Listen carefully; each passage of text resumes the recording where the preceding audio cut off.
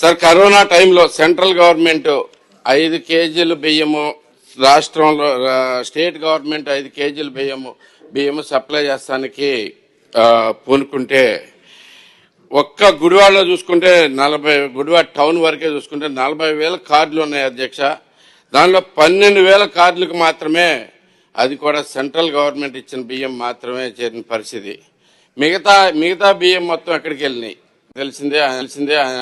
So final గా ఆ పాత మంత్రి మీద మీ ఎంక్వైరీ వేసి బియ్యం మొత్తం బయటకు తీయాల్సిందిగా కోరుతా ఉన్నాం అధ్యక్ష.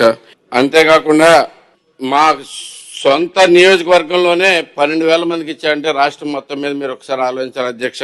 40,000లో 12,000 మాత్రమే జరిగినాయి అంటే, ఈ మిల్లర్లతోటి కలిపి కొమ్మక్కయ్యి ఈ విషయం మీద ప్రతి ఒక్కరికి తెలిసిన విషయమే. సో దీని మీద సమగ్ర విచారణ జరిపేసి మిల్లర్లు, మాజీ మంత్రి, మరి ఈ జేసీ కూడా కలిపి చేసిన అక్రమం అనేది ఒక్కసారి విచారణ చేసి జరిపించాల్సిందిగా కోరుతా ఉన్నాను మంత్రి గారు మీ ద్వారా. థ్యాంక్ యూ వెరీ మచ్ అధ్యక్ష.